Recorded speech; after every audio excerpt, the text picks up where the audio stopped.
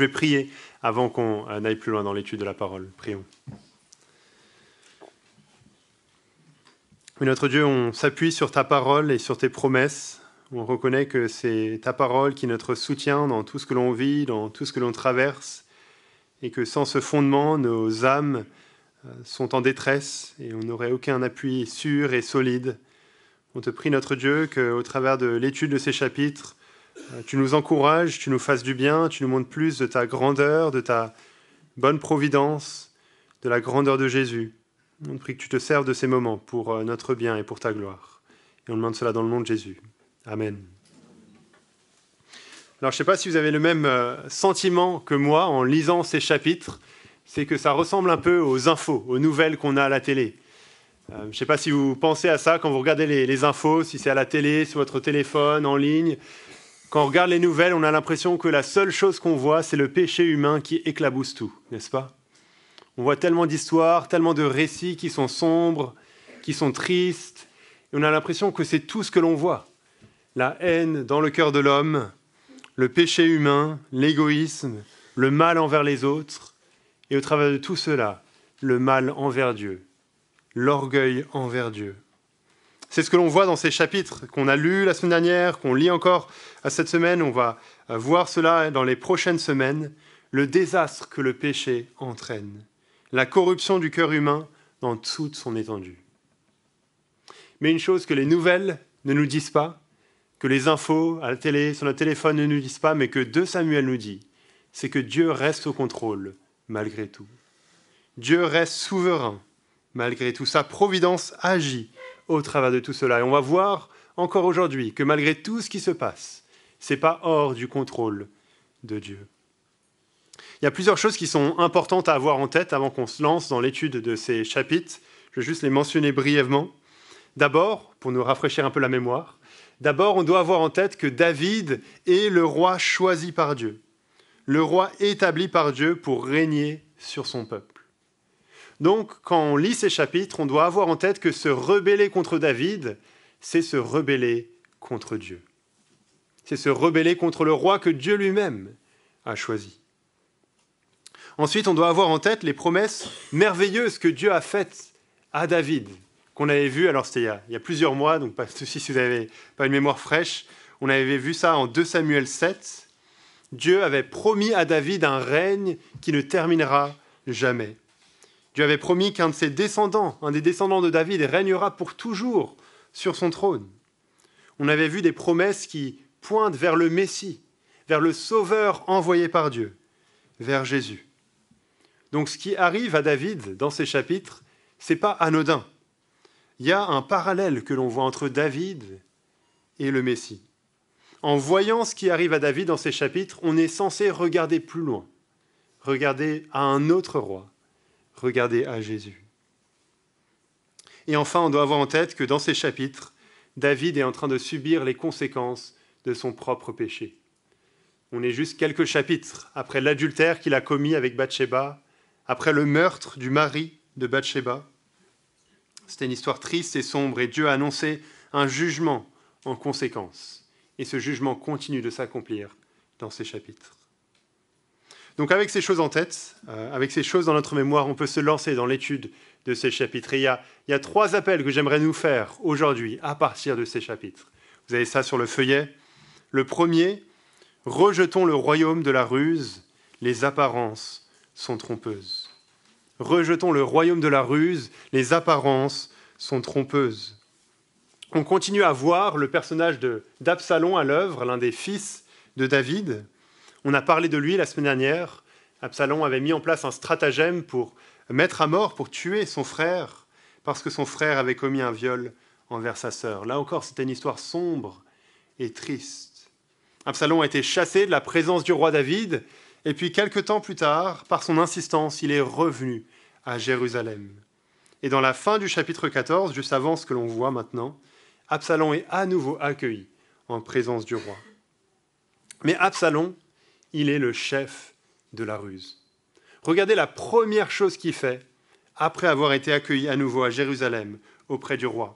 Au chapitre 15, le verset 1, il nous est dit « Après cela, donc après avoir été accueilli dans la présence du roi, Absalom se procura un char, des chevaux et 50 hommes qui couraient devant lui. Et on voit avec la suite que la première chose qu'il fait, c'est commencer à mettre en place un plan pour se rebeller contre David, contre le roi, contre son père. On voit la même chose quelques versets plus loin, dans le chapitre 15, les versets 7 à 9. Absalom dit au roi qui veut aller offrir un culte à l'Éternel, à Hébron, qu'il a des sentiments vraiment religieux. On se dit, waouh, mais c'est vraiment beau à voir, des bonnes intentions. Le roi David accepte, mais là encore, regardez la première chose qu'il fait, juste après. Au verset 10 du chapitre 15, Absalom envoya des espions dans toutes les tribus d'Israël pour dire, « Quand vous entendrez le son du cor, vous direz, Absalom règne à Hébron. » Ce récit nous montre ce qu'Absalom a vraiment dans son cœur. Une soif de pouvoir, la volonté d'être roi. On aurait pu penser que Absalom voulait la justice, parce qu'il avait agi pour venger sa sœur Tamar. Mais c'était que de l'apparence. Ce qu'il y a vraiment dans son cœur, c'est de la ruse, la manigance pour régner. Et donc Absalom met en place une vraie stratégie de politicien pour gagner les votes du peuple. On voit ça dans le début du chapitre 15. Absalom va, ce qu'on pourrait dire, le palais de la justice. Là, il y a une grande file, les gens font la queue pour faire entendre leur cause depuis tôt le matin. Et Absalom va voir chacun d'eux pour leur dire que leur cause est bonne, mais que malheureusement, le gouvernement actuel ne pourra rien faire pour eux. Mais Absalom leur dit, « Si moi j'étais au pouvoir, je vous donnerais raison.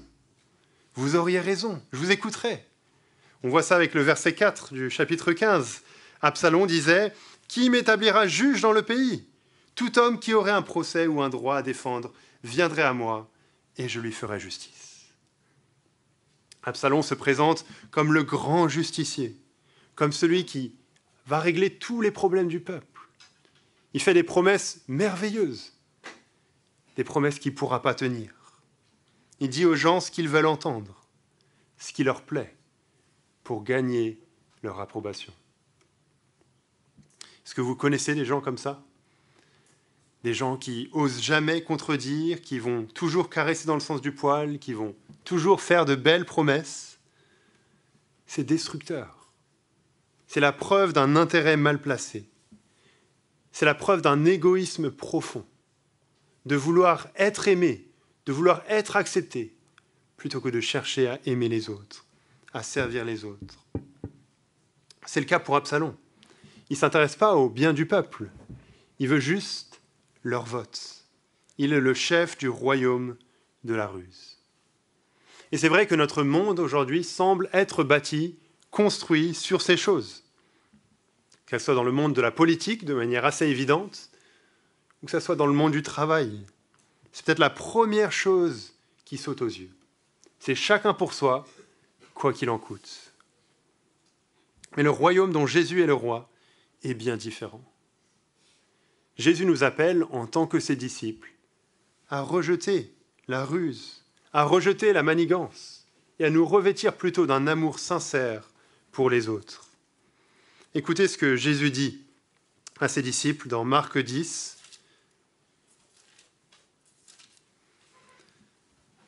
Marc 10, à partir du verset 42, Jésus dit à ses disciples, « Il n'en est pas de même... » verset 42, Jésus les appela et leur dit, « Vous savez que ceux qu'on regarde comme les chefs des nations les tyrannisent et que les grands abusent de leur pouvoir sur elles.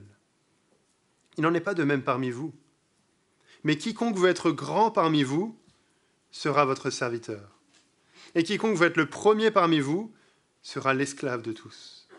Car le Fils de l'homme est venu, non pour être servi, mais pour servir et donner sa vie en rançon pour beaucoup. » Ce à quoi Jésus nous appelle, c'est exactement le contraire de ce que Absalom fait.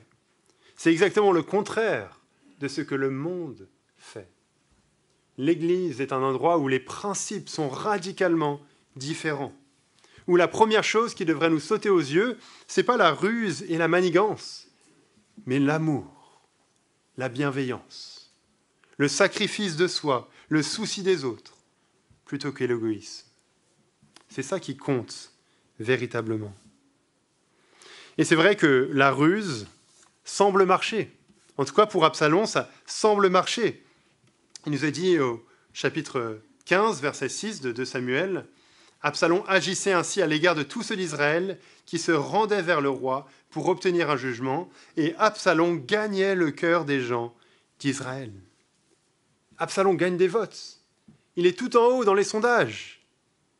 Mais il le fait par ruse, par tromperie, juste de l'apparence, en essayant de jeter des paillettes à la vue des gens. Et d'ailleurs, c'est frappant de voir que ce verset, le verset 6 que j'ai lu, littéralement, il est dit qu'Absalom volait le cœur des gens d'Israël. Absalom est en train de voler, de prendre ce qui n'est pas à lui, de prendre ce qui ne lui appartient pas. Il veut s'emparer du royaume et donc il est prêt à tout pour tromper. Et on voit que ça marche. La conjuration, il nous est dit, devient puissante. Et le peuple était de plus en plus nombreux avec Absalom. Mais en lisant ce récit, on sait que c'est voué à l'échec. Un royaume basé sur la ruse est voué à l'échec.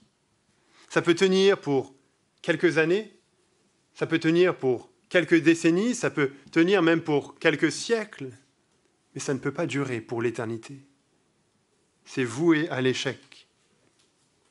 On rapporte que Abraham Lincoln a dit ceci: « Vous pouvez tromper quelques personnes tout le temps, vous pouvez tromper tout le monde un certain temps, mais vous ne pouvez pas tromper tout le monde tout le temps. » Tôt ou tard, la vérité sera dévoilée. Et même si on peut tromper des êtres humains pour un peu de temps, on doit réaliser qu'on ne peut jamais tromper Dieu. Dieu connaît la vérité. Dieu connaît notre cœur. Il sait ce qu'on cache, même au plus profond de nous. Je ne sais pas ce que vous essayez de cacher aux autres, ce que vous essayez de cacher peut-être même à Dieu, mais Dieu voit. Il n'est pas dupe. Il connaît toutes choses. Il ne peut pas être trompé. Donc le royaume de la ruse ne tiendra pas. Tôt ou tard, tout sera dévoilé. Tôt ou tard, les mensonges et les tromperies, les ruses et les manigances de ce monde seront révélés au grand jour. Ces choses sont vouées à l'échec. Il ne faut pas bâtir sa vie dessus. Surtout si on réalise qu'Absalom est en train de s'opposer à qui? Au roi David.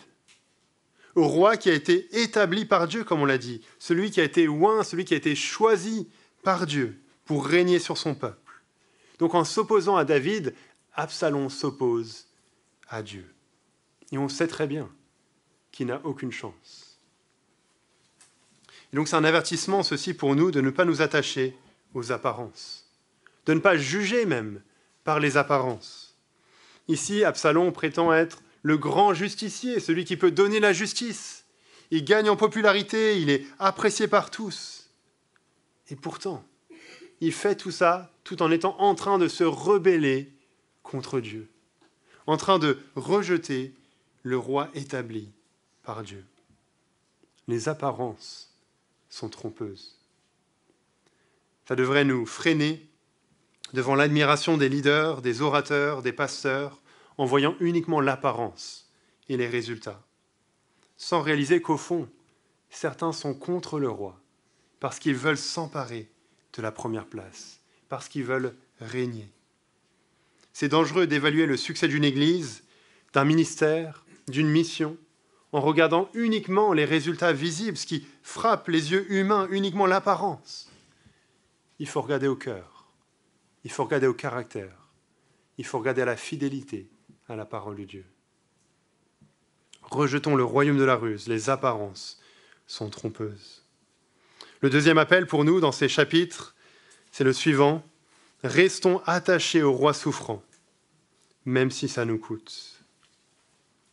Comme on l'a dit, la stratégie d'Absalom semble marcher. Il est à la tête des sondages, et donc dans la suite du récit, on l'a lu, David prend la fuite. Au chapitre 15, versets 13 et 14, il est dit: « Arriva enfin celui qui fit rapport à David et qui dit: Les hommes d'Israël se sont ralliés de cœur à Absalom. Alors David dit à tous ses serviteurs qui étaient avec lui à Jérusalem: Levez-vous, prenons la fuite, car il n'y aura pas moyen pour nous d'échapper à Absalom.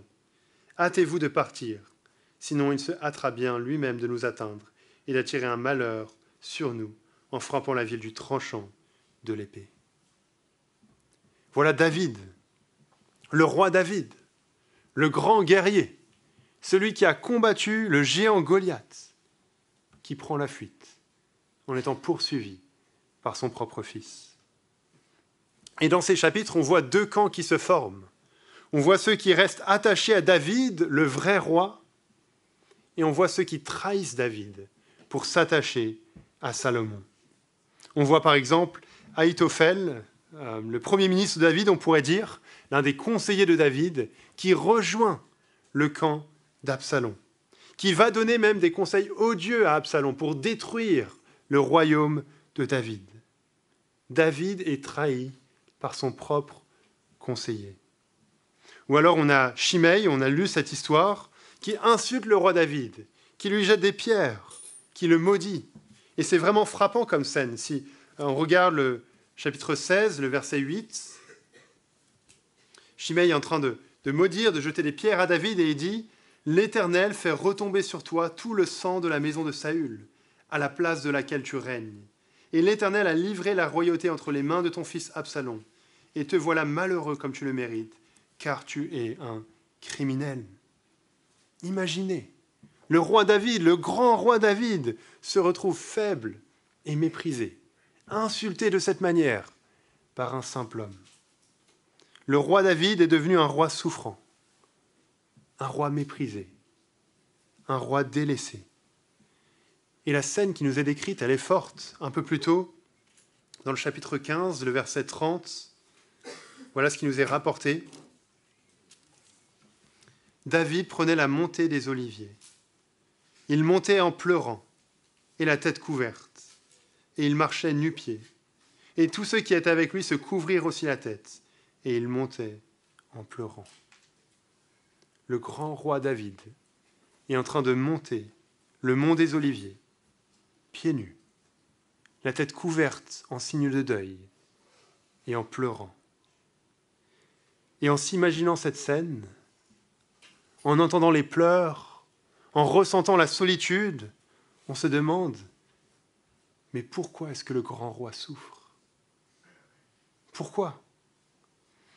Si on a en tête l'histoire, comme on l'a vu, on doit réaliser que David n'est pas innocent. Il est en train de subir les conséquences de son propre péché. Ses fils agissent comme lui. Donc David souffre, mais il n'est pas innocent. Oui, c'est en partie injuste, mais il n'y est pas pour rien. Mais cette scène du roi David souffrant nous amène à regarder plus loin, à un autre roi qui a aussi marché dans la souffrance sur le mont des Oliviers. Quelques centaines d'années plus tard, un autre grand roi se retrouve sur cette même montagne en train de souffrir. Il est en train de prier dans l'angoisse, avec de la sueur sur son front. Puis il se retrouve trahi par son disciple, arrêté comme un criminel. Puis un autre de ses disciples le renie, et puis tous l'abandonnent. Il est condamné à mort. Il subit ce que David subit ici, mais de manière encore plus grande. On le voit non pas en train de marcher sous les insultes et les pierres de Shimei, mais en train de marcher sous les insultes et les crachats d'une foule tout entière. Contrairement à David, ce roi est abandonné par tous. Il n'a même pas un ami qui reste avec lui, qui prenne sa défense. Il est seul, il est rejeté. Il est dit à propos de ce roi qu'il était méprisé et délaissé par les hommes, homme de douleur, habitué à la souffrance. Il était pareil à celui face auquel on détourne la tête. Nous l'avons méprisé, nous n'avons fait aucun cas de lui. Voilà un autre roi, comme David. Voilà un autre roi souffrant, comme David. Mais ce roi souffrant, lui, il était innocent, contrairement à David. Il a toujours fait ce qui est juste, il a vécu dans l'obéissance parfaite à Dieu, dans ses actes, dans ses pensées. Il n'est pas en train de subir les conséquences du péché qu'il a commis, contrairement à David. Et dans ce cas-là, en voyant ce grand roi souffrir alors qu'il est innocent, on se demande vraiment, mais pourquoi est-ce que le grand roi souffre ? Pourquoi ? La réponse est que ce roi a souffert, non pas pour ses péchés, parce qu'il n'en avait aucun, mais pour les nôtres. Il est dit que l'Éternel a fait retomber sur lui nos fautes à tous. C'est là où nous mène ce récit de David, du roi souffrant, à Jésus, à la croix, au pardon des péchés, à la vie éternelle qu'on a en lui. C'est là où nous mène la Bible entière. La Bible n'est pas comme un manuel d'histoire à l'école, c'est-à-dire une suite de faits historiques déconnectés les uns des autres. Non. Alors oui, bien sûr, il s'agit dans la Bible de faits historiques, de choses réelles qui se sont passées dans notre monde, dans notre histoire. Mais il ne s'agit pas d'une suite d'histoires déconnectées. Il s'agit plutôt d'une seule grande histoire qui se met en place petit à petit au travers de l'histoire humaine. Et cette grande histoire pointe vers la gloire de Jésus, vers le roi parfait. C'est pour cela que ce que David vit dans ces chapitres sert comme un poteau indicateur qui pointe vers le grand roi, vers le Messie, vers Jésus. Et en suivant ce poteau indicateur qui nous amène à Jésus, on voit beaucoup de parallèles entre ce que David a vécu et ce que Jésus a vécu. Mais on voit également beaucoup de contrastes. On voit combien Jésus accomplit ce que David préfigure simplement. On voit que Jésus remplit toutes les failles du roi David. On voit que Jésus est le roi parfait, innocent et pourtant souffrant, qui accepte de souffrir, de mourir pour nos péchés, de prendre sur lui la condamnation que l'on mérite, pour nous sauver et nous donner une bonne relation avec Dieu. On voit que Jésus est le roi dont nous avons besoin. Et la question qui se pose à nous, en lisant ces chapitres, c'est « Quel roi allons-nous suivre ?» Comme on l'a dit, il y a deux camps qui se forment. Il y a ceux qui trahissent David pour s'attacher à Absalom, et il y a ceux qui restent attachés à David, quoi qu'il en coûte. Il y a ceux qui s'attachent au roi du royaume de la ruse et de l'apparence, celui qui semble puissant et vainqueur, c'est-à-dire Absalom. Et il y a ceux qui décident de rester attachés au roi choisi par Dieu, même s'il est faible, même s'il est souffrant, même si ça va leur coûter. On l'a dit, Ahitophel, le conseiller de David, a fait son choix. À la première occasion, il délaisse le roi établi par Dieu, David, pour s'attacher à celui qui semble avoir le succès, la victoire. Il saisit la première opportunité pour abandonner. Mais on a d'autres personnes dans ces chapitres qui restent fidèles au roi David, quoi qu'il en coûte. C'est le cas de Itai de Gath. On a lu son récit, Jonathan l'a mentionné au chapitre 15, les versets 19 et suivants. C'est un étranger. Il ne fait pas partie du peuple d'Israël. Et il vient tout juste d'arriver à Jérusalem comme exilé. Donc le roi David lui dit « Mais prends pas de risque, va rejoindre Absalom, ça ne sert à rien de risquer ta vie avec nous, alors que tu as encore de belles années devant toi. » Et la réponse qu'il donne est frappante. Au chapitre 15, le verset 21, Itai répondit au roi en ces mots, « L'Éternel est vivant, et mon Seigneur le roi est vivant. À l'endroit où sera mon Seigneur le roi, soit pour mourir, soit pour vivre, là aussi sera ton serviteur. » Voilà quelqu'un qui a choisi son camp, et quelqu'un qui a choisi le bon camp, même si ça lui coûte. Il s'engage à suivre le roi souffrant, que ce soit pour vivre ou que ce soit pour mourir. Sa vie est attachée à la sienne. Et de lire cela, ça doit nous faire poser question et nous dire mais qu'est-ce qu'il en est de nous? Quel roi est-ce que nous allons choisir? Est-ce que nous allons choisir le royaume du succès, de l'apparence, de la facilité, du confort? Ou est-ce qu'on va être prêt à suivre le roi souffrant, même si ça coûte? C'est ce à quoi Jésus nous appelle, de suivre le roi souffrant. Je lis une autre parole de Jésus à ses disciples dans Marc 8. À la foule et à ses disciples, Jésus leur a dit « Si quelqu'un veut venir après moi, qu'il renonce à lui-même, qu'il se charge de sa croix et qu'il me suive. » C'est ça que ça veut dire d'être disciple de Jésus. C'est suivre un roi souffrant, quoi qu'il en coûte, que ce soit pour vivre ou que ce soit pour mourir. Notre vie est attachée à la sienne. Plusieurs chrétiens dans le monde sont confrontés à ça de manière littérale, dans des pays où les chrétiens sont persécutés. S'engager à suivre Jésus pour eux, c'est être prêt à aller jusqu'à la mort physique de manière littérale. Ce n'est pas ce qu'on vit ici en Belgique, en tout cas pour le moment, mais nous sommes appelés à la même consécration, à choisir de suivre le roi, quoi qu'il en coûte.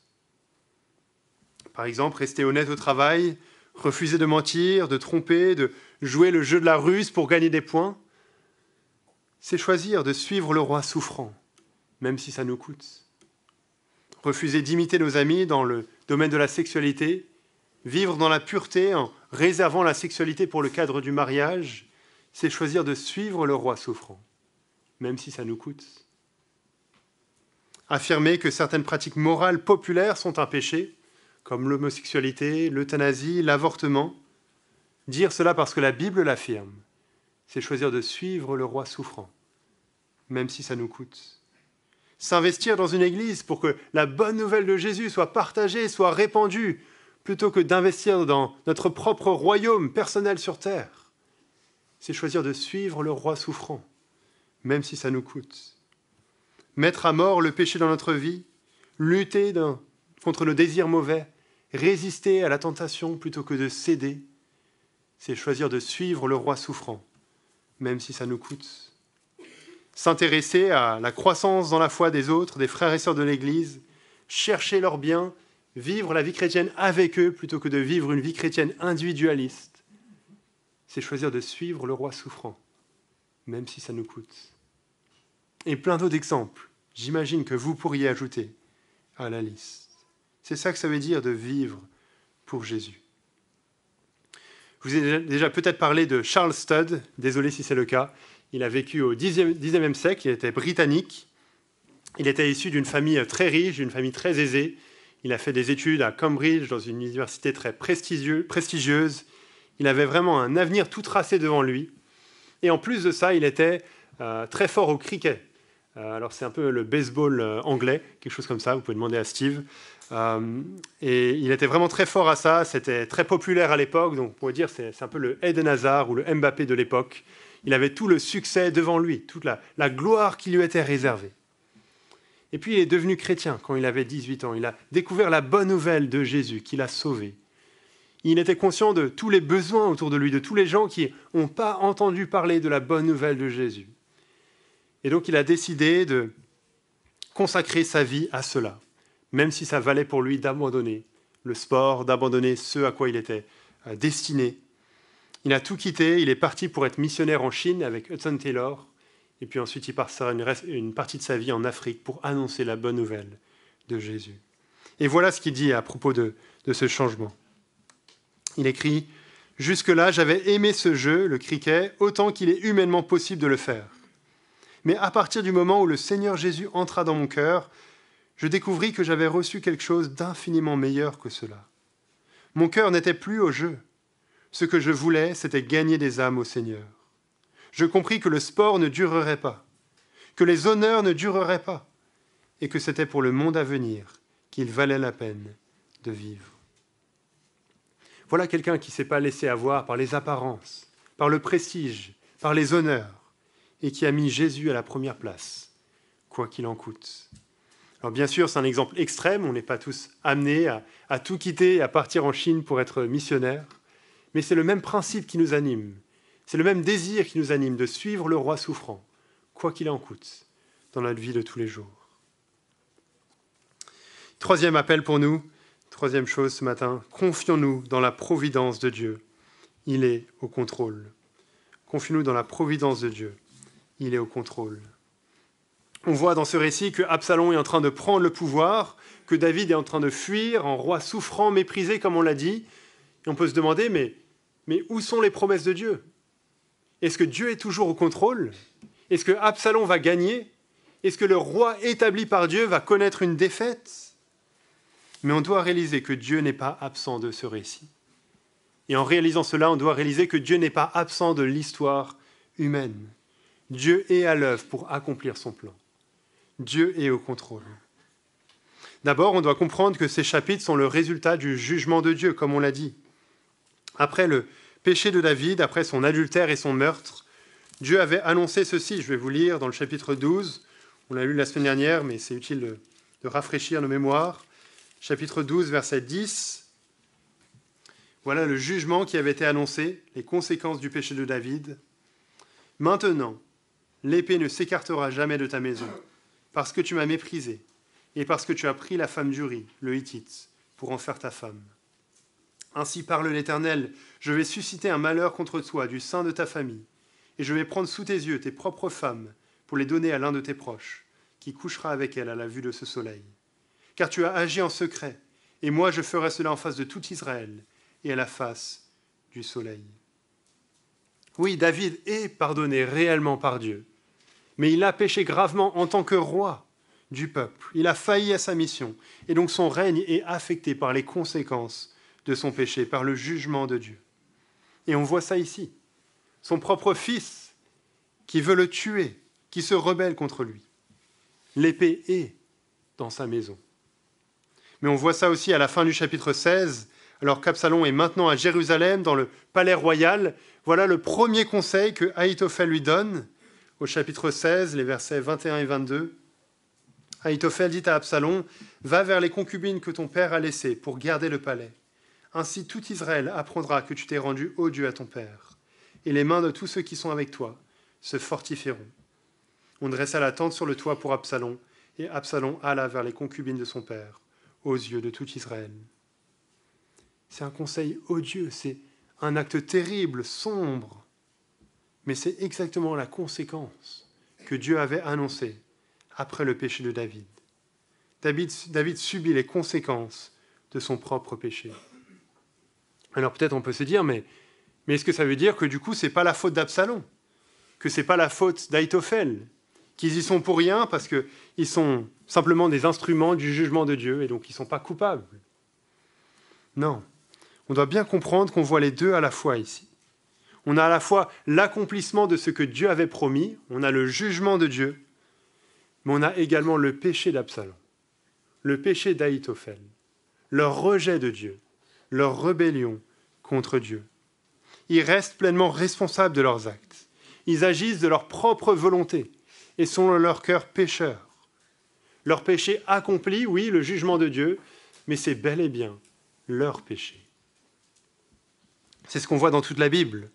Le fait que Dieu soit souverain sur toute chose, le fait que Dieu soit au contrôle de toute chose, ça n'enlève pas le fait que les êtres humains soient responsables de leurs actes.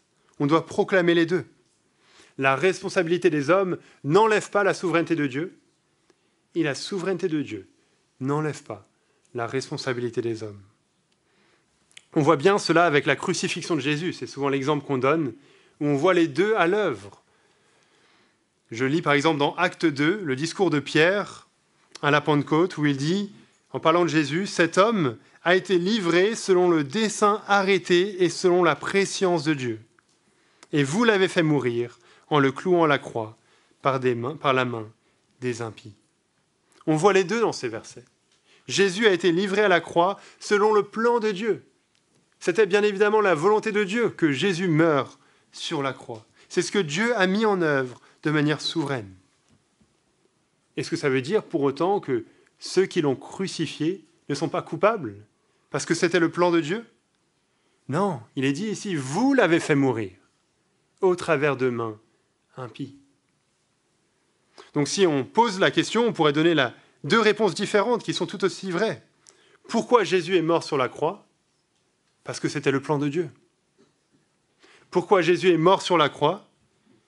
Parce que des hommes pécheurs l'ont fait mourir et sont coupables de l'avoir fait.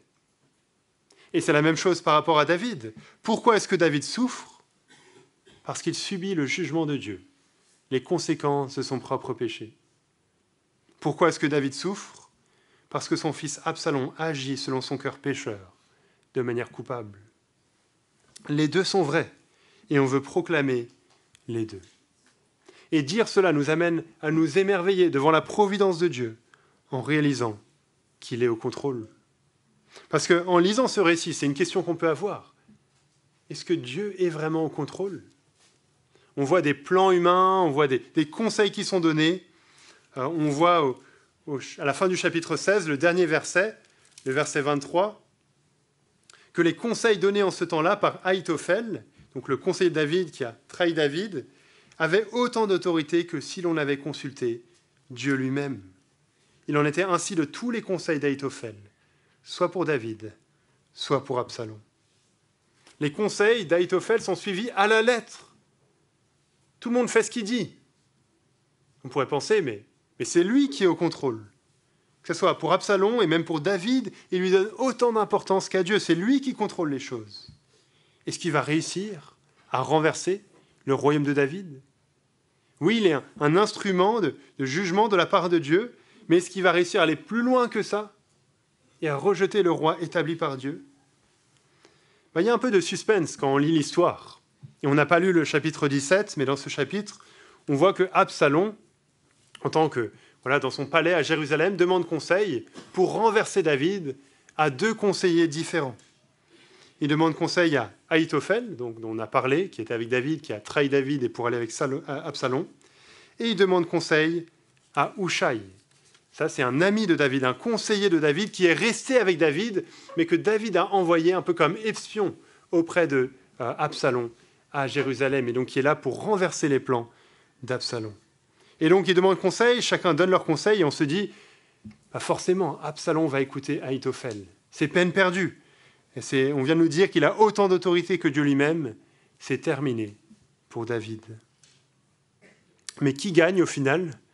Regardez avec moi le chapitre 17, le verset 14.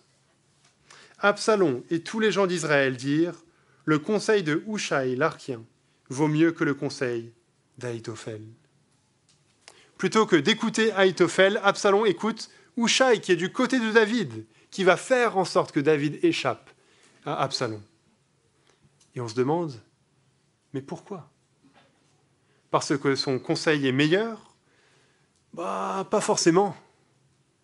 Parce que Hushai est plus rusé. Oui, c'est vrai qu'il joue sur l'ego d'Absalom. Il lui fait imaginer une grande victoire, qu'il sera à la tête d'un grand peuple, et donc il joue un peu avec son ego. Mais la vraie réponse se trouve dans la suite du verset 14, que je n'ai pas lu. La suite de chapitre 17, verset 14. « Or, l'Éternel avait résolu de faire échec au bon conseil d'Ahitophel.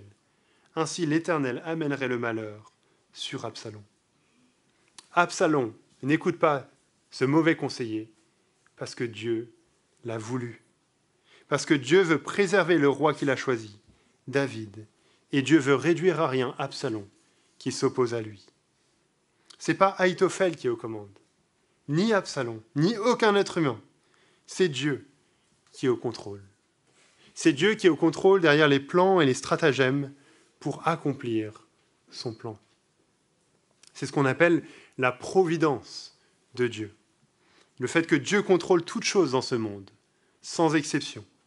Il contrôle toutes choses dans ce monde de sorte à ce que son plan s'accomplisse. Il est à l'œuvre dans les coulisses, dans tous les détails de notre vie. Et c'est ce qu'on voit ici. À première vue, on pourrait dire que c'est une histoire assez banale. Il y a 2 conseillers et Absalom choisit l'un plutôt que l'autre parce que l'un a mieux fait son travail que l'autre. Mais derrière tout ça, on doit voir la main cachée de Dieu, qui orchestre tout pour que son plan s'accomplisse. Voilà ce que dit un commentateur à ce sujet. La plupart du temps, c'est ainsi que Dieu agit. Son sceptre est invisible, sa souveraineté cachée derrière les conversations, les décisions, les activités et les crises de notre vie. Nous ne voyons que les files d'attente au supermarché, les changements de couches et les devoirs scolaires. Mais c'est Yahvé, c'est-à-dire l'Éternel, qui règne à travers, par-dessus et derrière tout cela. Je ne sais pas ce que vous voyez en ce moment dans votre vie. Peut-être que vous êtes découragé, que votre quotidien est fait de choses un peu trop banales. Peut-être que vous êtes affligé par les épreuves, affligé par le découragement. Est-ce que vous arrivez à regarder dans les coulisses ? Est-ce que vous arrivez à voir la bonne main cachée de Dieu qui accomplit son plan. Même au travers des choses banales de la vie. Même au travers de la souffrance et de l'épreuve. C'est important de saisir cela pour faire face à la vie en nous confiant en Dieu. Et c'est ce qu'on voit David faire ici. Il se confie dans la providence de Dieu. Il ne cherche pas à contrôler les choses lui-même, à contrôler les événements lui-même, mais il se confie en Dieu à plusieurs reprises dans ce passage. Ça ne veut pas dire qu'il est inactif. Il fait quand même des plans, il met des choses en place, il prie Dieu, et on voit que Dieu utilise les actions de David. Dieu utilise la prière de David pour y répondre, pour accomplir son plan. Mais David fait tout ça en réalisant que c'est Dieu qui est aux commandes. Alors oui, nous prions, oui, nous agissons, mais tout en réalisant que Dieu est aux commandes, en nous confiant en lui et dans sa providence. Le psaume 3, on ne va pas le lire maintenant, c'est un psaume que David a écrit alors qu'il fuyait Absalom, alors que les événements de ces chapitres se passent. Il a écrit un psaume, un court psaume, le psaume 3. Je vous encourage à le lire, peut-être cet après-midi, ce soir, un autre moment, pour voir comment David avait confiance en Dieu, comment David se remettait entre les mains de Dieu. Je ne sais pas ce qui vous garde éveillé la nuit, à part les enfants qui pleurent, si vous en avez, mais à part ça, qu'est-ce qui vous garde éveillé la nuit? Je ne sais pas ce qui provoque de l'anxiété dans votre cœur, les soucis qui rongent votre âme. Mais cette confiance en Dieu, cette confiance dans la providence de Dieu, c'est le repos dont nos âmes ont besoin. C'est, comme disait quelqu'un, l'oreiller pour reposer nos têtes fatiguées. On a juste besoin de dormir sur la providence de Dieu, sur le fait que Dieu contrôle toutes choses, sur le fait que rien ne lui échappe. Je vais terminer en lisant la première question du catéchisme de Heidelberg. C'est un document chrétien protestant qui a été écrit au XVIe siècle. Un catéchisme, c'est simplement une manière d'enseigner la foi sous forme de questions et de réponses. Il y a une question qui est posée, et il y a une réponse qui est donnée, et souvent c'est une réponse avec plein de vérités bibliques qui sont mises ensemble, et c'est vraiment encourageant à faire. Je vous encourage à lire tout ce catéchisme, je peux vous l'envoyer si vous voulez, le catéchisme de Heidelberg, mais j'ai juste la première question pour terminer, et la réponse bien sûr. Quelle est ton unique assurance dans la vie comme dans la mort? Ça c'est la question, et voilà la réponse. C'est que dans la vie comme dans la mort, j'appartiens, corps et âme, non pas à moi-même, mais à Jésus-Christ, mon fidèle Sauveur. Par son sang précieux, il a totalement payé pour tous mes péchés et m'a délivré de toute puissance du diable. Il me garde si bien qu'il ne peut tomber un seul cheveu de ma tête sans la volonté de mon Père qui est dans les cieux, et que toutes choses doivent concourir à mon salut. C'est pourquoi, par son Saint-Esprit, il m'assure la vie éternelle et me rend prêt et disposé à vivre désormais pour lui de tout mon cœur. Voilà des vérités solides dont on a besoin, sur lesquelles on peut se reposer, sur lesquelles on peut bâtir nos vies. Prions pour terminer.